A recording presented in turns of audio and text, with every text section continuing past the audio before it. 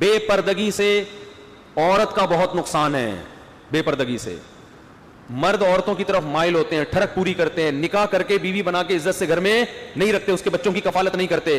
لیکن یہ ایسا نقصان ہے جو فوری نظر نہیں آتا, یہ بعد میں ظاہر ہوگا. انسان فوری فائدے کو دیکھتا ہے, دور کے نقصانات کو نہیں دیکھتا. آپ دیکھو بچے اسکول میں پڑھتے نہیں ہیں, کیوں بھائی رزلٹ خراب ہوگا, کہیں گے رزلٹ بعد میں خراب ہوگا, ابھی جو بنٹے کھیل رہے ہیں اس کا جو مزہ ہے وہ اپنا مزہ. انسان کی ایک عادت ہے, وہ فوری فائدے کو حاصل کرتا ہے. سگریٹ پینے والا سگریٹ کیوں پیتا ہے؟ کہہ رہا ہے یار کینسر ہوگا تو 10 سال کے بعد ہوگا نا, ابھی تھوڑی ہو رہا ہے, تو 10 سال تک تو مزے اڑانے دو نا. شراب پینے والا کہتا ہے جگر خراب ہوگا تو یار ابھی تھوڑی ہو رہا ہے, جب ہوگا تو دیکھا جائے گا, ابھی تو مزے لو. یہ انسان جب جلدی کوئی لذت مل رہی ہوتی ہے تو اس جلدی کے چکر میں دیر کے نقصان کو بہت سے لوگ برداشت کر لیتے ہیں. بے پردگی سے معاشرے میں جو نقصان ہوتا ہے فوراً نہیں ہوتا, فوری طور پہ تو بڑا فائدہ ہوتا ہے. فوری طور پر عورت برقع اتار کے پھینک دیتی ہے, آزاد, چلو بھائی گھوم رہی ہے پھر رہی ہے, کوئی اس کو چھیڑتا بھی نہیں ہے اس ماحول میں جہاں ساری بغیر برقعے کے گھوم رہی ہوں, تو کہتے کتنی آزادی ہے. اور وہ دیکھو فلاں ملک میں ایسے برقعے میں کیسے سانس گھٹ رہے ہیں, ان کا وقتی نقصان ہے. لیکن آہستہ آہستہ کیا ہوگا, جن ملکوں نے پردے کی پابندی ہٹائی ہے ان پہ حال جا کے دیکھو کیا ہو رہا ہے. عورت ترستی ہے, یہ جو آپ یورپ اور امریکہ اور ان لوگوں کی عورتوں کی آزادی پہ فخر کرتے ہو نا, عورت ترستی ہے کہ مجھے کوئی عزت دار آدمی بیوی بنانے کے لیے تیار ہو جائے, مگر مرد اس کام کے لیے تیار نہیں ہوتا. ترستی ہیں, تباہ کر دیا معاشرے کو. تو اسلام کیا کرتا ہے, اسلام ڈیفائن کرے گا یہ تہذیب ہے اور یہ بد تہذیبی. اس میں پھر جب اللہ کا حکم ہے تو آپ کے پاس آپشن ہی نہیں ہے, تو اس کی ضرورت چند لوگوں کو نہیں ہے اس تہذیب سیکھنے کی, اس کی ضرورت ہر انسان کو ہے.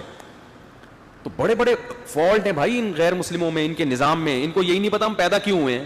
جس کو یہی نہ پتا ہو کہ ہمارا دنیا میں مقصد کیا ہے, یہیں سے گڑبڑ شروع ہو گئی نا. تو کہہ رہا وہ کوئی مقصد نہیں ہے, کیا کریں, اب ویسے ہی آ گئے ہم دنیا میں. ونس اپون اے ٹائم ایک حادثہ ہوا تھا, آ گئے, تشریف لے آئے ہم. اب کیا کریں بھائی, اب کیا جو مرضی کرو, تو دھکے کھاتا رہے گا ساری زندگی. اب کیا کروں میں بھائی, کھاؤ پیو موج مستی کرو. وہ تو سوچتا ہی رہے گا کرنا کیا ہے.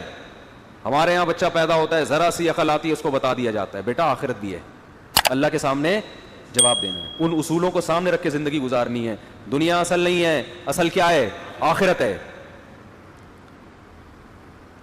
ہمیں یاد ہے بچپن میں ہمارے والد صاحب تو بہت نصیحت کیا کرتے تھے, اللہ ان کی مغفرت فرمائے, بہت کہ جھوٹ بولنے سے یہ سزا ملتی ہے, سچ بولنے سے یہ فائدہ ہوتا ہے. احادیث بھی سناتے تھے, فضائل اعمال کی تعلیم بھی کرتے رہتے تھے. تو ہمیں یاد ہے اگر ہمیں کبھی کہیں مجبوری میں, چھوٹے بچے ہوتے ہیں نا جھوٹ بول دیتے ہیں, تو ہم اللہ سے بھی توبہ استغفار کر رہے ہوتے تھے کہ ہمیں پتہ ہے یہ کیا ہو گیا, یہ غلط ہو گیا, یہ کیا ہو گیا, یہ وہاں سزا نہ ملے اس کی. اب وہ باتیں یاد آتی ہیں. تو یہ موٹیویشن اور قانون پر عمل کرانے کے لیے جو محرک ہے یہ غیر مسلموں کے پاس نہیں ہے. کیسے آپ اس کو لے کر آؤ گے بھائی. تو تہذیب صرف اور صرف کس کے پاس ہے, اسلام کے پاس, اسلام کے علاوہ ہے ہی نہیں. اتنی چیزیں ہیں کہ اسلام کے ایک ایک حکم کو اگر ہم لے کے چلنا شروع کر دیں نا